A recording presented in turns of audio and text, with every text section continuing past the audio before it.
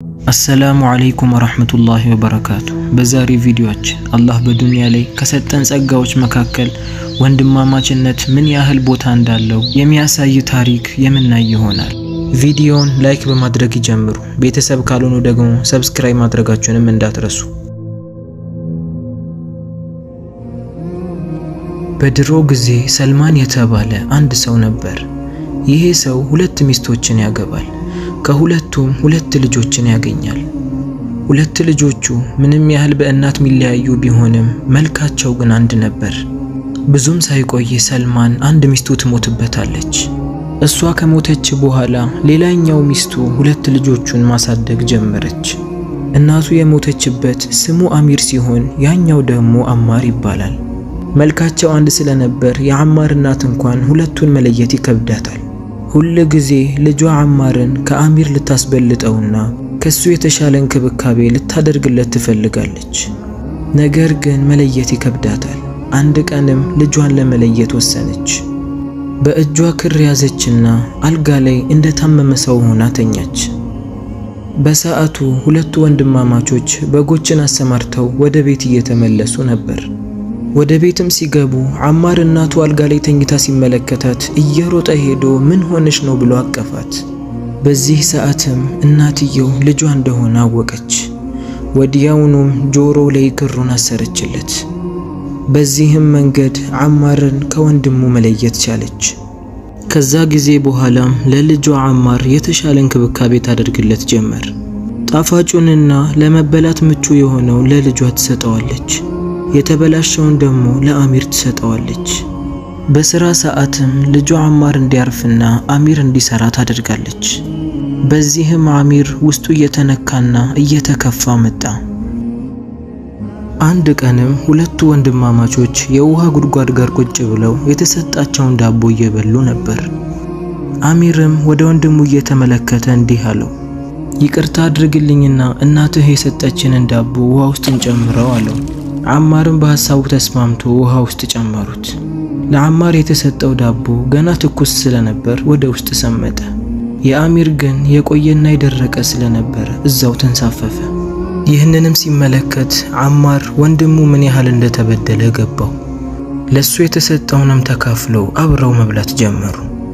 የአማር እናት አሚርን ብዙ እያሰራች ምግብ ደግሞ አነስተኛ መስጠቷን ቀጠለችበት። በደልና ጭቆና የበዛበትም አሚር በስተመጨረሻም ከዚህ ለመሄድ ይወስናል። አንድ ቀንም ለወንድሙ አማር እንዲህ አለው፣ እኔ ከዚህ በላይ እዚህ መታገስ አልችልም።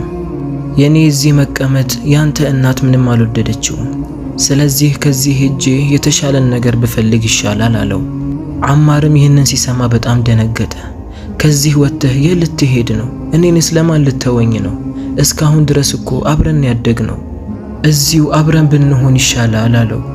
ነገር ግን አሚር ውስጡ ተጎድቶ ስለነበር አይ እኔ እዚህ መሆን አልፈልግም፣ ካንተ ጋር ብቆይ ደስ ባለኝ ነበር አለው። አሚርም እዛው የውሃው ጉድጓድ ጋር አንድ ችግኝን ተከለ። ወደሱም ለወንድሙ እያሳየው እንዲህ አለው፣ እኔ ከዚህ ከሄድኩ በኋላ ይህን ችግኝ ተከታተለው። እያበበና በጥሩ ሁኔታ እየሄደ ከሆነ እኔ ያለሁበት ቦታ ሰላምን አግኝቻለሁ ማለት ነው። ነገር ግን ዛፉ ከደረቀ የሆነ ችግር አጋጥሞኛል ማለት ነው። ያኔ እኔን ልታድነኝ ልትመጣ ይገባል አለው። አማርም በወንድሙ ሐሳብ ተስማማ። ከሱ መለየት ባይፈልግም የተሻለ ነገርን ካገኘ ይሄድ ብሎ ሸኘው።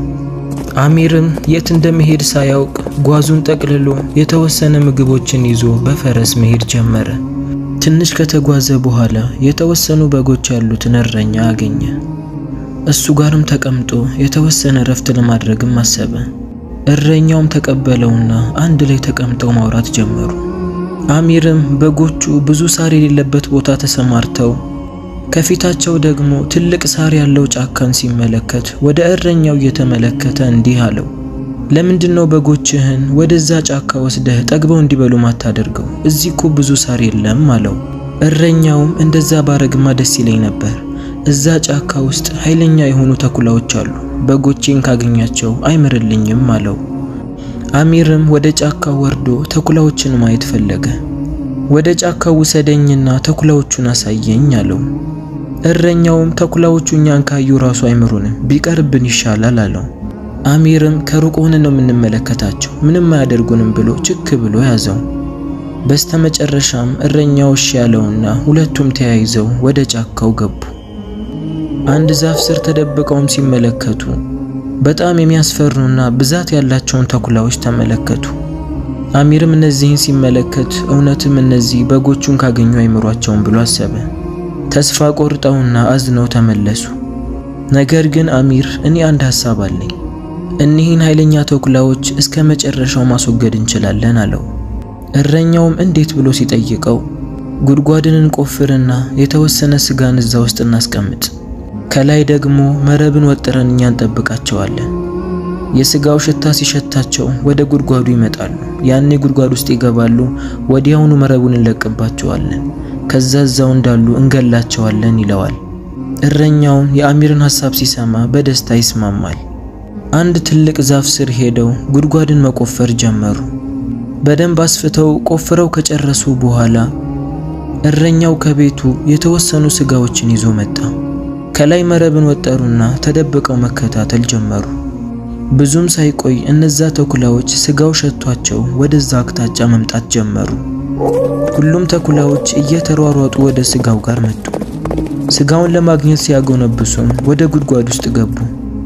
ሁሉም ተኩላዎች እንደገቡ ያስተዋሉትም መረቡን ለቀቁት። ሁሉንም አጥምደው መያዝ ቻሉ።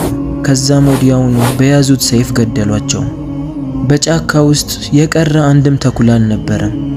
እረኛውም አሚር የመጣው ሐሳብ ተሳክቶ ተኩላዎቹን ማስወገድ በመቻሉ በጣም ደስ አለው። አሚርንም አመሰገነው። ትልቅን ነገር ነው ያደረክልኝ ብሎ 3 በጎችን እንደ ስጦታ ሰጠው። አሚርም ተጓዥ እንደሆነና ምንም እንደማይጠቅመው እዚያ አስቀምጦ እሱ እንዲከባከብለት ሲመለስ እንደሚወስደው ነገረው። እረኛውን በአሚር ሐሳብ ተስማማ። በቀጣዩ ቀንም እረኛውን ተሰናብቶ አሚር ጉዞውን ጀመረ። አሚር አሁንም ወዴት እንደሚሄድ አያውቅም። ብቻ ፈረሱ ላይ ወጥቶ መገስገሱን ቀጠለ። ትንሽ ከተጓዘ በኋላም ሰዎች ወደሚኖሩበት ወደ አንድ መንደር ይደርሳል። ወደ ውስጥም ሲገባ አንድ ወጣት ሴት ከጉድጓዱ ውሃ አጠገብ ተቀምጣ ያገኛታል። ልጅቷ በጣም አዝናና ተክዛ ነበር። አሚርም ይህንን ሲመለከት በጣም አሳዘነችው። ወደሷም ጠጋ አለና ጠየቃት። እዚህ ጋር ምን ትሰሪያለሽ? ለምንድነው አዝነሽና ተክዘሽ የተቀመጥሽው? አላት። ወጣቷም አሚር ለዚህ መንደር አዲስ እንደሆነ አወቀች። የዚህ መንደር ሰዎች ውሃን የሚያገኙት ከዚህ ጉድጓድ ብቻ ነው። እዚህ ጉድጓድ ውስጥ ደግሞ ኃይለኛና የሚያስፈራ እባብ አለ። ይህም እባብ በየቀኑ ምግብን ካላገኘ ውሃን አይለቅልንም።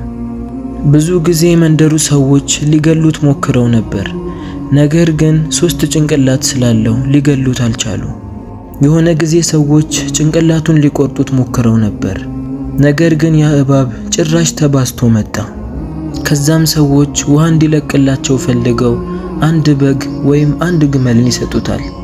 እስከ ተወሰነ ጊዜ ውሃን እየሰጠ ነበር። ከዛ በኋላ ግን ውሃን መከልከል ጀመረ። እየወጣም ያገኘውን ሰው ይገላል። ሰዎችም ተሰባስበው ሁሉም ሰው ከሚያልቅ በየቀኑኛው አንዳንድ ሰው እንስጠው አሉ። የኔ አባት ፍትሃዊ ንጉስ ነው። ቀኔ ደረሰና ውጪ ተባልኩኝ። እዚሁ ቁጭ ብዬ እባቡን እየጠበቅኩት ነው አለችው። ይህንንም ሲሰማ አሚር በጣም ደነገጠ። እንዴት ሰው ጨክኖ በገዛ እጁ ወደ ሞት ይሄዳል አለ። የተለየ መንገድን ፈልገን እስከ መጨረሻው ድረስ ይህንን እባብ ማስወገድ አለብን አላት። ልጅቷም እሱን ለመግደል ትክክለኛ ጭንቅላቱን ማወቅ አለብን፣ ያኔ ጭንቅላቱን ስንመታው ይሞታል አለችው። በዚህ ሰዓትም አሚር በደስታ እንደዚህማ ከሆነ የሆነ ሐሳብን ማመንጨት አለብን አላት። አሻንጉሊት ነገር እናምጣና ልብስ እናልብሳት፣ ሰው አስመስለን ወደ ጉድጓዱ ጋር እናስጠጋት። ያኔ እባቡ ያቺን አሻንጉሊት ሊወስዳት ሲመጣ በየትኛው ጭንቅላት አንስቶ እንደሚበላት እንመለከታለን። ወዲያውኑም አሻንጉሊቱን የያዘውን ጭንቅላት አይተን በሰይፍ እንቆርጠዋለን ይላታል። ልጅቷም በአሚር ሐሳብ ተስማማለች። ወደ ቤቷም ሄዳ አሻንጉሊትን ይዛ መጣች። አሻንጉሊት መሆኑ እንዳያስታውቅ የሷን ልብስ አለበሰችው። ከዛም በቅርበት ሆነው እባቡ እስኪወጣ ድረስ መጠባበቅ ጀመሩ። ከትንሽ ቆይታ በኋላም እባቡ ከጉድጓድ ውስጥ ወጣ። የተቀመጠለትንም ሰው የሚመስለውንም አሻንጉሊት በአንዱ ጭንቅላቱ አነሳው። አሚርም ይህንን ሲመለከት ወዲያውኑ ያ ጭንቅላቱን በሰይፍ መታው። እባቡም መሬት ላይ ተዘረረ። የመንደሩን ሰው ሁሉ ያስቸገረውን እባብ በመግደሉ በጣም ደስ አለው። ልጅቷም አመሰገነችው። ወደ ቤተ መንግስትም አብረን እንሂድ አለችው። አሚርም አይ እኔ አልሄድም አንቺ ሂጂ አላት። ልጅቷም ወደ ቤተ መንግስቷ ተመለሰች። ሰዎችም ሲመለከቷት እንዴት ትክጅናለሽ? የንጉስ ልጅ ነኝ ብለሽ ነው የተመለስሽው? አሁን ያ እባብ መጥቶ ሁላችንንም ነው የሚያጠቃን፣ እንዴት ትመለሻለሽ? እያሉ ይወቅሷት ጀመር። የልጅቷ አባትም ልጁ መመለሷን ሲያውቅ በቁጣ ለምን ተመለስሽ ብሎ ጠየቃት። ልጅቷም ረጋ ብላ ያ እባብ እኮ ተገድሏል አለችው። ሰዎችም ይህንን ሲሰሙ እንዴት ማን ገደለው ብለው ጠየቋት። እሷም አሚር ያደረገውን ጀግንነት ሁሉ ነገረቻቸው። ንጉሱም ያንን ደፋርና ጀግና ወጣት ፊት ለፊት ይዛችሁልኝ ነው ብሎ አዘዘ። ወታደሮቹም በየቦታው ተሰማርተው አሚርን ፍለጋ ሄዱ።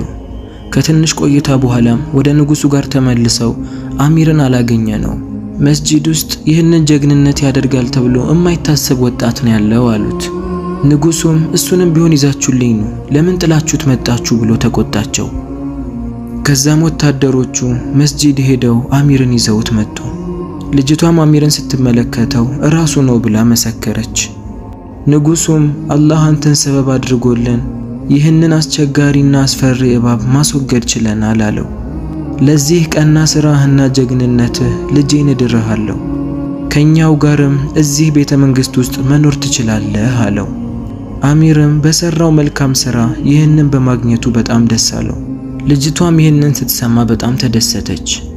አባትየውም ሰርጋቸውን እዛው ቤተ መንግስት ውስጥ አደረገላቸው። አሚርም ትንሽን ስራ ሰርቶ አላህ በዚህ ትልቅ ውለታን ስለዋለለት በጣም ደስ አለው። በዚህ በኩል ደግሞ አማር ወንድሙ የተከለው ዛፍ በደንብ እያበበና አረንጓዴ መሆኑን ሲመለከት ወንድሙ ጥሩ ደረጃ ላይ እንዳለ አወቀ። ልቡም ተረጋጋ። አንድ ቀንም አሚር ወደ ጫካ ወጥቶ አደን ለማደን ይወስናል። ንጉሱም ይህንን በሰማ ጊዜ ወደ አደን ስትወጣ ብዙ አትራቅ፣ አንድ ኮረብታ ላይ ኃይለኛ የሆነ ደጋሚ አለ። እሱ የሚሰራው ሲሕርና ድግምት በጣም ኃይለኛ ነው፣ ሰዎችን ይጎዳል። ለዛም እሱ ጋር ደፍሮ የሚቀርብ ሰው የለም፣ ወደዛ እንዳትቀርብ ብሎ ያስጠነቅቀዋል። አሚርም የንጉሱን ንግግር ሲሰማ እሺ ብዙ አልርቅም ይለዋል። ከዛም ፈረሱ ላይ ወጥቶ ወደ ጫካው መግባት ጀመረ።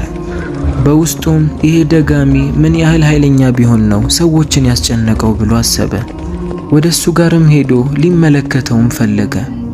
ኢንሻአላህ ምንም አያደርገኝም፣ ቢያየኝ እንኳን የያዝኩት ፈረስ ፈጣን ስለሆነ ወዲያውኑ መለሳለሁ ይላል። ከዛም ወደ ኮረብታው ላይ ሲወጣ የደጋሚውን ቤት ተመለከተ።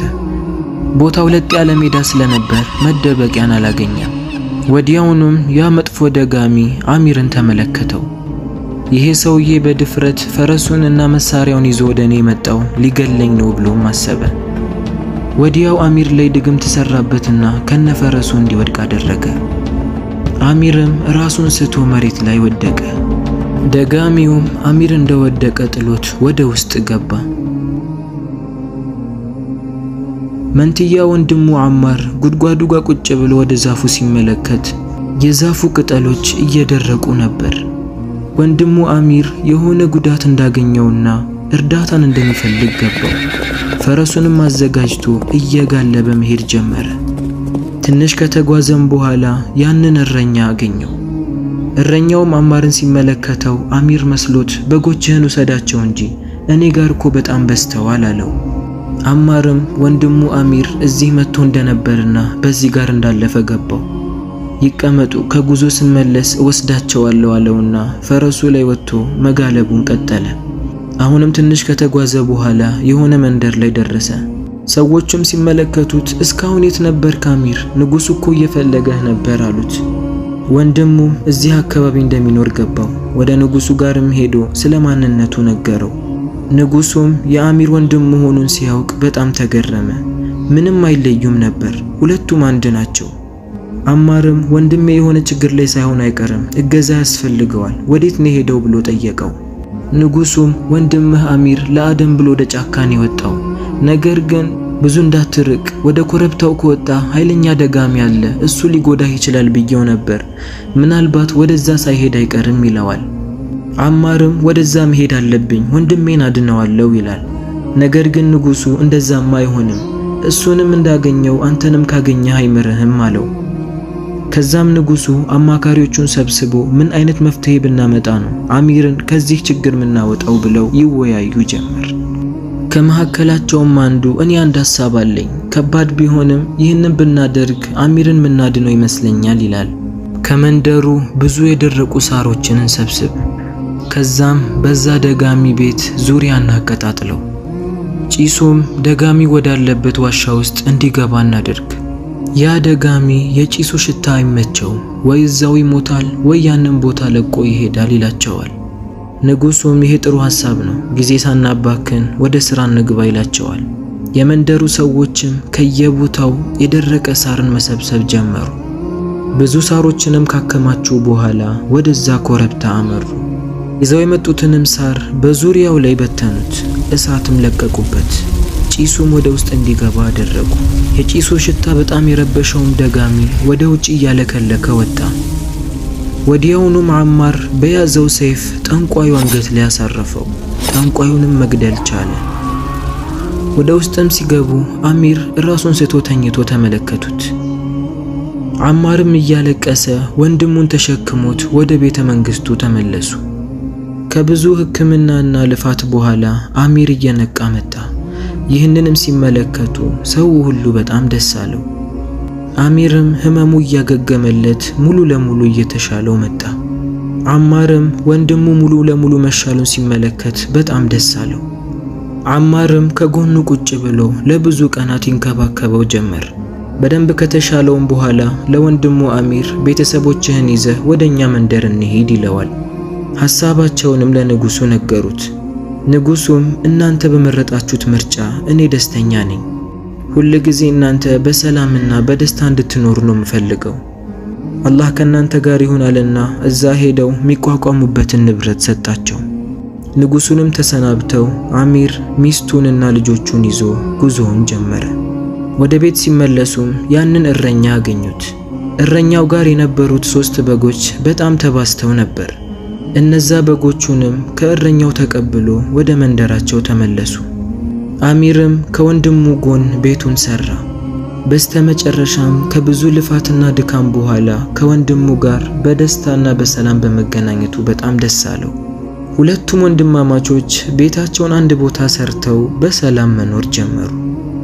ይሄ ታሪክ እውነት የተከሰተ ላይሆን ይችላል፣ ነገር ግን በዱንያ ላይ ወንድምነትን የመሰለ ትልቅ ጸጋ እንደሌለ ያሳየናል። ወንድም ሲባል በስጋ ብቻ ላይሆን ይችላል። በእስልምና ያገኘነው የሚጠቅመን የሆነ ጓደኛም ለኛ ወንድማችን ነው። በዱንያ ላይ ስንሳሳት፣ ከመንገድ ስንስት ሚያስተካክለን፣ ወደ እውነተኛው መንገድ ሚጠራን የሆነ ወንድም ሊኖረን ይገባል። አላህ እንደዚህ አይነት ወንድም ይስጠን። የቂያማ ቀንም አይነል ሙተሐቢነ ፊየ፣ ለኔ ብለው በዱንያ ላይ የተዋደዱ ወንድሞች የታሉ ወደዚህ ጥሯቸው ብሎ አላህ ሱብሓነሁ ወተዓላ ፀሐይ ስንዝር ቀርባ ሰዎችን በስራቸው በምታጠምቅበት ጊዜ እነዛ በዱንያ ላይ ለአላህ ብለው የተዋደዱት በሱ ጥላ ስር ይሆናሉ። አላህ ከነሱ ያድርገን።